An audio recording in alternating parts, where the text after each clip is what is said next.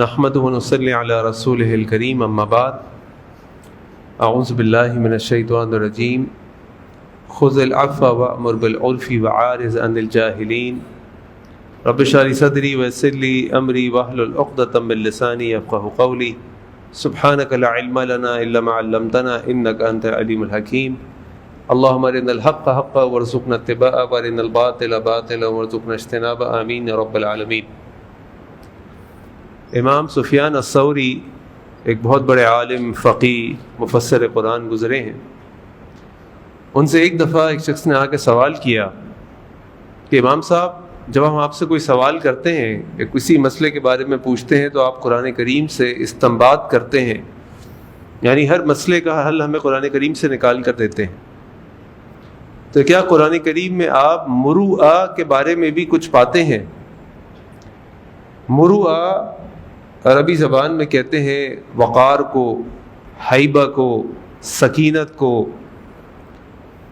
اور اس کے مختلف نام ہیں، اور یہ کچھ میں سے کچھ نام سکینہ، وقار، ہیبہ یہ عربی کے بھی ہیں، اردو میں بھی ہم اس کو سمجھتے ہیں۔ تو امام سفیان الثوری رحمہ اللہ نے یہ آیت پڑھی، خذ العفو وامر بالعرف وعارض عن الجاہلین، کہ تم لوگوں کو معاف کیا کرو، خذ العفو وامر بالعرف، اچھی بات کا حکم دیا کرو، وعارض عن الجاہلین، اور جاہل لوگوں سے اعراض کیا کرو۔ اور پھر انہوں نے کہا کہ اس خذ العفو کے اندر مروءہ بھی ہے، حسن اخلاق بھی ہے، اور حسن معاشرت بھی ہے، اور حسن الادب بھی ہے۔ یہ جو وقار ہے، یہ ایک انسان کے اندر اللہ تعالیٰ نے ودیعت کیا ہے۔ اللہ تعالیٰ قرآن کریم فرماتے ہیں وَلَقَدْ كَرَّمْنَا بَنِي آدم، ہم نے آدم کو آنر دیا ہے، ہم نے آدم کو عزت دی ہے، ہم نے آدم کو ایک مقام دیا ہے، اور پھر آدم یعنی آدم کی اولاد، ہم انسان اس مقام کو، اس وقار کو ختم کریں تو یہ اللہ کو پسند نہیں۔ چاہے یہ وقار کو ختم کرنا انسان کی بات چیت سے ہو، انسان کی آواز سے ہو، انسان کے چال چلن سے ہو، انسان کے لباس سے ہو۔ آپ دیکھتے ہیں کہ جب نماز شروع ہو جاتی ہے اور امام صاحب جب تلاوت کا اختتام کر رہے ہوتے ہیں اور رکوع میں جانے والے ہوتے ہیں تو لوگ تیزی سے بھاگتے ہوئے نماز کی طرف آتے ہیں کہ جلدی سے ہمیں بس قیام مل جائے، یا جو لوگ رکوع کی رکعت کو بھی مانتے ہیں کسی طرح ہمیں رکوع مل جائے۔ جبکہ اللہ کے نبی صلی اللہ علیہ وسلم نے ایک دفعہ ایک شخص کو اس طرح آتے دیکھا تو اللہ کے نبی صلی اللہ علیہ وسلم فرمایا علیکم بالوقار والسکینہ، آرام سے آؤ، آرام سے آؤ، تم پر وقار سے چلنا اور سکینت اختیار کرنا تمہارے پر لازم ہے۔ جب تو نماز میں آؤ، آگے اللہ کے نبی صلی اللہ علیہ وسلم فرمایا جب تو نماز میں آؤ تو جتنی نماز پالو وہ تم نے پالی، اور جتنی نماز رہ گئی اس کو پورا کر لو۔ تو آپ دیکھیے کہ نماز کی طرف آنا ہے، لیکن اس موقع پر بھی اللہ کے نبی صلی اللہ علیہ وسلم نے صحابہ کو کہہ رہے ہیں کہ آرام سے آؤ، علیکم بالوقار والسکینہ، تمہارے پر وقار اور سکینت لازم ہے۔ اسی طرح ایک اور روایت ہمیں ملتی ہے کہ جب نبی کریم صلی اللہ علیہ وسلم حجۃ الوداع کے موقع پہ مزدلفہ سے عرفات سے مزدلفہ کی طرف آ رہے تھے، اللہ سے دعا ہے کہ اللہ تعالیٰ ہم سب کو اپنے گھر کی زیارت نصیب فرمائے، حج مبرور نصیب فرمائے۔ تو جب وہ مزدلفہ سے عرفات کی طرف آ رہے تھے تو دیکھا کہ لوگ جلدی کر رہے ہیں، تیزی کر رہے ہیں، وہ کسی طرح مزدلفہ پہنچ جائے۔ آج بھی یہی ہوتا ہے، جب عرفات سے فارغ ہو جاتے ہیں اور پھر مزدلفہ پہنچنا ہوتا ہے تو بس غول کے غول نکل رہے ہوتے ہیں، آپ کو ہارن پہ ہارن سنائی دے رہے ہوتے ہیں، بس کسی طرح وہاں پہنچ جائیں کہ بھئی اپنے مقام پہ پہنچیں، مغرب عشاء پڑھیں، آرام کریں، پھر صبح اپنے جو حج کے مناسک ہیں وہ ادا کریں۔ اس موقع پہ بھی جب اللہ کے نبی صلی اللہ علیہ وسلم نے لوگوں کو دیکھا کہ وہ تیزی کر رہے ہیں تو اللہ کے نبی صلی اللہ علیہ وسلم نے لوگوں کو آواز دی ایھا الناس ایھا الناس السکینہ السکینہ، لوگو اے لوگو آرام سے جلدی مت کرو، یعنی نیکی کی طرف بھی جا رہے ہیں، نماز کی طرف بھی جا رہے ہیں، حج کے مناسک ادا کرنے جا رہے ہیں، لیکن کیا؟ آرام سے، وقار سے، سکینہ سے۔ کیوں؟ اللہ تعالیٰ نے انسان کو ایک مقام دیا ہے، اور یہ دین انسان کے مقام کی حفاظت بھی کرتا ہے، اس کے مقام کو واضح بھی کرتا ہے، اور اس مقام کو حاصل کرنے کے لیے ہدایات بھی دیتا ہے۔ جیسے سفیان الثوری نے کہا نا کہ یہ مروءہ کیا چیز ہے، خذ العفو، کہ تم لوگوں کو معاف کر دیا کرو۔ ایک بات تو یہ ہے کہ کوئی شخص آپ کو آ کے مارے اور آپ بھی اس کو ماریں، اور ایک بات یہ ہے کوئی آپ کو آ کے مارے اور آپ اس کو معاف کر دیں۔ اب عقل تو ہماری یہ کہتی ہے کہ جو مارنے پہ مارے گا وہ بہادر ہے، وہ پہلوان ہے، جبکہ دین ہمارا کیا کہتا ہے؟ اللہ کے نبی صلی اللہ علیہ وسلم کی حدیث آپ نے فرمایا لیس الشدید بالسرعہ، جو طاقتور ہے، جو مضبوط ہے، وہ نہیں ہے جو لڑائی میں اپنے دشمن کو پچھاڑ دے. انما الشدید، اللہ کے نزدیک تو شدید، مضبوط، طاقتور پہلوان وہ ہے کون کہ جب اس کو غصہ آئے تو اپنے غصے پہ قابو پائے. آگے اللہ تعالیٰ فرما رہے وَأْمُرْ بِالْعُرْفِ، تم لوگوں کو اچھائی کا حکم دو. یعنی اس سے ہمیں پتہ چلا کہ جو وقار ہے، اس وقار کا تقاضا یہ بھی ہے کہ انسان برائی نہ کرے اور نہ برائیوں کی طرف لوگوں کو لے کر جائے. ہمیشہ اچھی بات کہے، ہمیشہ اچھی بات کرے، ہمیشہ اچھی چیزوں کی طرف لوگوں کو بلائے، جھگڑوں کی طرف نہ بلائے، گالم گلوچ کی طرف نہ بلائے، فحاشی کی طرف نہ بلائے، برے کاموں کی طرف نہ بلائے. یہ بھی انسان کے وقار کے اندر شامل ہوتا ہے. اسی لیے ہم کہتے ہیں کہ وہ شخص بڑا پروقار آدمی ہے، بڑا باوقار آدمی ہے. جب وہ بات کرتا ہے تو بڑے آرام سے بات کرتا ہے. جب وہ بات کرتا ہے تو سوچ کے بات کرتا ہے، اچھے الفاظ منہ سے نکالتا ہے. کیوں؟ خذ العفو وامر بالعرف واعرض عن الجاہلین. اور وہ جاہلوں سے اعراض کرتا ہے. ایک آدمی آیا، اس نے آ کے اس کو گالی دی. جناب گالی تو کوئی بھی دے سکتا ہے، لیکن جو گالی دے رہا ہے وہ اصل میں اپنی اصلیت دکھا رہا ہے کہ اس کی تربیت کیسے ہوئی ہوئی ہے. تو اگر سامنے والا آپ کو گالی دیتا ہے، جیسے ہم دیکھتے ہیں نا، کوئی اگر کسی کو گالی دیتا ہے، کوئی اللہ نہ کرے ماں بہن کی گالی دیتا ہے یا کوئی اور گالی دیتا ہے، تو آدمی آپے سے باہر ہو جاتا ہے، ایسے مجھے گالی کیسے دی؟ ارے بھائی اس نے گالی دی، اس نے گالی دے کے اپنی تربیت کا مظاہرہ کیا. تم اس گالی کا جواب اسی گالی سے دو گے تو تم بھی اپنی تربیت دکھاؤ گے. تمہاری تربیت کیسے ہوئی ہے؟ تمہارا وقار، تمہاری مروءہ تو اس بات کا تقاضا کرتی ہے کہ وَعَارِضْ عَنِ الْجَاهِلِينَ، اعوذ باللہ پڑھو اور نکل جاؤ وہاں سے. جاہلوں کے منہ لگنے کی ضرورت نہیں، اللہ حکم دے رہے ہیں.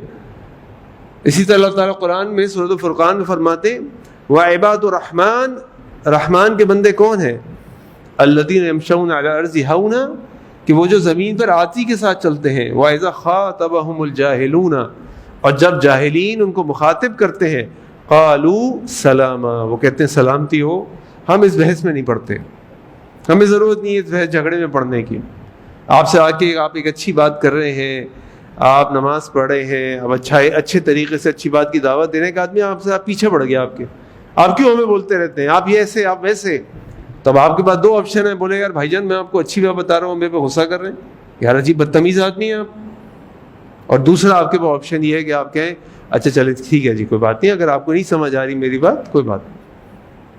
اور یہ ہمارے دین کا تقاضا بھی ہے کہ ہم کسی کے اوپر داروغہ نہیں ہے. جیسے سورۃ الغاشیہ میں اللہ تعالیٰ فرماتے ہیں نا آخر میں، آخری آیات کے اندر، کہ تم کسی کے اوپر داروغہ نہیں ہو، تمہارا کام کیا ہے؟ لوگوں تک پیغام کو پہنچا دینا.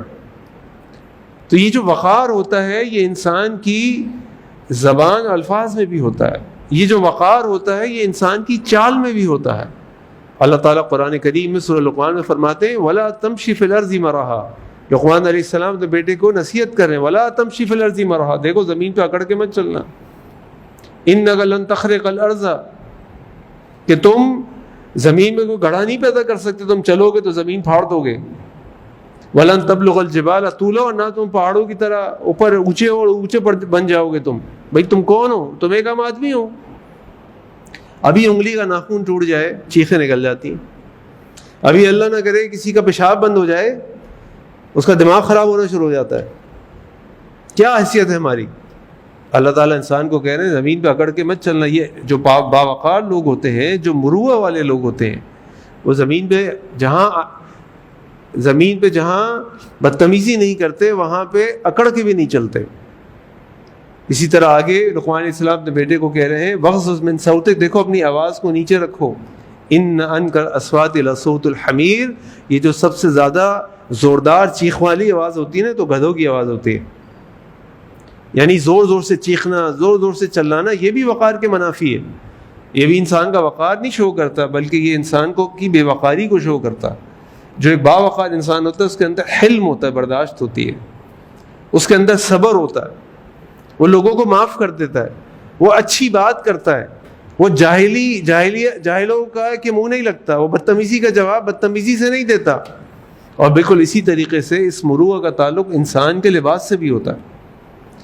اب کچھ سالوں سے لوگوں کے اندر آج کل فیشن ایک عجیب سا آ گیا ہے ہم تو چلیے الحمدللہ قمیص شلوار پہننے والے ہیں، لیکن جو لوگ پینٹ شرٹ پہنتے ہیں پہنے پینٹ شرٹ، ٹھیک ہے اگر وہ اپنے عورہ کو کور کرتے ہیں، لیکن ایک عجیب مصیبت شروع ہو گئی ہے کہ جناب وہ لوور جو ہے نا اسپورٹس کا لوور وہ پہن کے پھریں گے، کہیں بھی جائیں گے وہ لوور پہن کے جائیں گے، ٹی شرٹ ٹیڑھی میڑھی الٹا سیدھا اس پہ ڈیزائن بنے ہوئے، الٹا سیدھا کچھ لکھا ہوا وہ پہن کے جائیں گے۔ ارے یار بھائی اللہ کے گھر میں آ رہے ہو، اچھے کپڑے پہن کے آؤ، اللہ کے سامنے کھڑے ہونے آ رہے ہو، خذوا زینتکم عند کل مسجد، اللہ تعالیٰ حکم دے رہے قرآن کریم میں، جب مسجد میں آؤ تو اپنی زینت اختیار کر کے، خوشبو لگا کر آؤ، اچھے کپڑے پہن کے آؤ، ٹوپی نہیں پہنے تو بال بنا کے آؤ، کوئی مسئلہ نہیں ہے، لیکن اچھے طریقے سے آؤ۔ اور یہ وقار انسان کے لباس میں بھی ظاہر ہوتا ہے، اور اس کا تعلق خاص طور پہ میں لباس کے بارے میں بات کر رہا ہوں کہ اس لباس کا تعلق جو ہے نا، اس مروءہ کا جو تعلق ہے، اس کا تعلق صرف شریعت سے نہیں ہے، اس کا تعلق شریعت ہی کی نگاہ میں آپ جس کلچر میں رہتے ہیں نا، جس عرف میں رہتے ہیں اس سے بھی ہے۔ مثال کے طور پہ میں نے ایک دفعہ تبارک الذی کی تفسیر پڑھنے میں ملیشیا گیا ایک عالم دین سے، جو ڈبل پی ایچ ڈی، مصری عالم، سلفی عالم، جن کی سورہ یوسف پہ پی ایچ ڈی، جن کی عربی زبان پہ پی ایچ ڈی۔ اور جب میں کلاس میں گھسا وہ کورس کرنے کے لیے تو میں نے دیکھا کہ جو شیخ صاحب ہیں ڈاکٹر رضا بدیر حفظہ اللہ، وہ سٹیج پہ کھڑے، یعنی جو سٹیج بنا ہوا تھا اس پہ ہمیں کلاس دے رہے ہیں اور ٹائی اور سوٹ پہنے ہوئے۔ اب میں حیران، میں نے کہا بھائی مولوی صاحب ٹائی اور سوٹ پہنے ہوئے، لیکن وہ جس دنیا میں رہتے ہیں، مصر میں یا امریکہ وغیرہ کینیڈا وغیرہ میں، وہاں لوگوں کا عام لباس ہے۔ وہاں کا جو عالم ہے وہ ممبر پہ بھی سوٹ ٹائی میں جمعہ پڑھاتے ہیں، اور وہاں یہ لباس ایکسیپٹیبل ہے، ان کا لباس ہے وہ۔ تو مروءہ کا تعلق انسان کے کلچر سے بھی ہوتا ہے، انسان کے عرف سے بھی ہوتا ہے۔ ہاں جیسے لباس کا معاملہ ہے تو اس میں ہمارے دین نے ہمیں کچھ شرائط دی ہیں کہ کوئی مرد عورت کا لباس نہ پہنے، عورت مرد کا لباس نہ پہنے، اور اس کا تعلق بھی آپ کے کلچر سے ہے۔ اسکاٹ لینڈ میں یا آئرلینڈ میں باقاعدہ مردوں کے اسکرٹس کی دکانیں ہوتی ہیں، جیسے آج ہمارے قمیص شلوار کی دکانیں ہوتی ہیں، پینٹ شرٹ کی دکانیں ہوتی ہیں، تو آئرلینڈ یا اسکاٹ لینڈ میں نام بھول رہا ہوں کون سا ملک ہے ایگزیکٹلی، وہاں مرد اسکرٹ پہنتے ہیں رنگ برنگے، اور وہاں باقاعدہ دکانیں ہوتی ہیں۔ اب یہ ان کا کلچر ہے، ان کے کلچر میں مرد وہ کپڑے پہنتے ہیں۔ ہمارے کلچر میں کوئی مرد اسکرٹ پہن کے آ جائے گا تو ظاہری بات ہے وہ عورتوں کے کپڑے پہن رہے تو وہ نہیں پہنے گا۔ اسی طرح جب مرد کپڑے پہنے گا، عورت کپڑے پہنے گی تو اپنے عورہ کو سنبھالے گی، کور کرے گی، یعنی مرد کا عورہ اس کی ناف سے لے کر اس کے گھٹنوں تک ہے، عورت کا عورہ اس کے سر سے لے کے پاؤں تک ہے، اس نے اس کو کور کرنا ہے، اور اس طرح کور کرنا ہے کہ اس کا جسم کیا جو شیپ ہے، جو ڈیزائن ہے وہ نظر نہ آئے، وہ چھپ جائے، ڈھیلے ڈھالے کپڑے پہنے۔ اس کے علاوہ وہ قمیص شلوار پہنے، وہ سوٹ پہنے، وہ جبہ پہنے، وہ لنگی اور شرٹ پہنے، کوئی مسئلہ نہیں ہے۔ ہاں ہمارے عرف کے اندر علماء کا ایک لباس ہے، مطلب ہمارے بر صغیر کے اندر علماء کا لباس یہ ہے کہ وہ قمیص شلوار پہنتے ہیں۔ تو ہم واعظین کو، ہم مدرسین کا خیال رکھنا چاہیے کہ جب بھی ہم عام عوام میں جاتے ہیں، ان کاموں کے لیے جاتے ہیں، تو ہمارا عام لباس قمیص شلوار رہنا چاہیے، تاکہ ہم ایک جو لباس ہے علماء کا اور مدرسین کا اس کو اختیار کریں۔ یہ مروءہ کا اس سے تعلق ہے۔ اور اسی طریقے سے آپ دیکھیں گے جو مقاصد شریعہ ہیں، یعنی ہمارے دین کی جتنی تعلیمات ہیں وہ 5 مقاصد شریعہ کے لیے ہیں۔ جتنی تعلیمات، نمبر 1 عقل کی حفاظت، نمبر 2 جان کی حفاظت، نمبر 3 مال کی حفاظت، نمبر 4 نسل کی حفاظت، اور نمبر 5 دین کی حفاظت۔ جتنے شریعت کے احکامات ہیں ان 5 مقاصد شریعہ کو پورا کرنے کے لیے، اور ان میں سے ایک کسی اور موقع پہ انشاءاللہ تفصیل میں سے بات کریں گے، لیکن ان میں سے جو ایک مقصد شریعہ ہے وہ ہے عقل کی حفاظت۔ شراب پینا حرام ہے، اس لیے کہ جب انسان شراب پیتا نشہ کرتا ہے اس کی عقل پٹری سے اتر جاتی ہے۔ جب وہ پٹری سے اتر جاتی ہے تو پھر وہ بولنے لگتا ہے کہ کوئی ایک باوقار انسان، ایک مروءہ رکھنے والا انسان وہ الفاظ نہیں بولتا، وہ بات نہیں بولتا، وہ کام نہیں کرتا۔ اسی طرح جب عقل کسی انسان کی اللہ تعالیٰ لے لیتے واپس، یعنی وہ مجنون یا جنونی بن جاتا ہے، اس کو ہم عام زبان میں کہتے ہیں کہ پاگل ہوتا ہے وہ شخص، تو اللہ تعالیٰ نے اس پر سے گناہ معاف کر دیے۔ کیوں؟ کیونکہ اللہ تعالیٰ نے اس کی عقل کو لے لیا، اب بیچارہ کچھ نہیں کر سکتا۔ صحت بھی اللہ دیتے ہیں، شفا بھی اللہ دیتے ہیں، بس اللہ سے انسان یہ مانگے کہ اللہ عافیت والی صحت دے دے۔ تو لہٰذا یہ جو وقار ہے یہ ایک مسلمان مومن کی زندگی اس کی شخصیت کا لازمی حصہ ہے۔ دیکھو اسی طریقے سے میں نے کچھ لوگوں کو دیکھا جن کو اللہ تعالیٰ نے یہ ممبر محراب پہ کھڑے ہونے کی کیا کہتے ہیں موقع دیا ہے۔ وہ بعض اوقات جب بات کر رہے ہوتے ہیں یا اپنی تقریر کر رہے ہوتے ہیں یا اپنی بات لوگوں کو سکھا سمجھا رہے ہوتے ہیں تو بڑے عجیب الفاظ استعمال کرتے ہیں، ہم نوکر ہیں، ہم چاکر ہیں، ہم غلام ہیں، ہم یہ ہیں وہ۔ یا آپ علماء کو اس طرح کے الفاظ استعمال کرتے نہیں دیکھیں گے۔ وہ یہ تو بولیں گے ہم خطا کار ہیں، ہم طالب علم ہیں، ہم عاجز ہیں، لیکن یہ بولیں ہم نوکر ہیں، ہم چاکر ہیں، ہم تو کچھ بھی نہیں ہیں، ہماری حیثیت تو کچھ۔ یہ الفاظ علماء کے نہیں ہوتے، یعنی یہ الفاظ ایک مومن کے بھی نہیں۔ وہ اپنی شخصیت کو بھی پروقار رکھتا ہے، اپنی شخصیت کے لیے الفاظ بھی جب زبان سے نکالتا ہے تو پروقار نکالتا ہے تاکہ اس کا جو وقار ہے وہ قائم رہے، اور یہ ایک مومن کی شخصیت کا حصہ ہوتا ہے۔ ایک مومن باوقار ہوتا ہے، اس کا وقار اس کی زبان سے، اس کی آواز سے، اس کی چال سے، اس کے لباس سے، اس کی تمام چیزوں سے اس کا تعلق ہوتا ہے۔ تو اللہ سے دعا ہے کہ اللہ تعالیٰ ہمیں باوقار مومن بنائے۔ اللہ تعالیٰ نے قرآن کریم میں حدیث مبارکہ میں جو ہدایات ہم کو دی ہیں وقار کو اختیار کرنے کی اور وقار کو حاصل کرنے کی، اللہ تعالیٰ ہمیں اس پر عمل کرنے کی توفیق عطا فرمائے۔ اللہ تعالیٰ ہماری شخصیت کے اندر وقار پیدا کرے کہ ایک مومن کی جو شخصیت ہے وہ ہمارے اندر آ جائے اور ہم ایک پروقار مومن بن جائے۔ سبحانک اللہم بحمدک اشہد ان لا الہ الا انت استغفرک و اتوب الیک۔ السلام علیکم ورحمۃ اللہ وبرکاتہ۔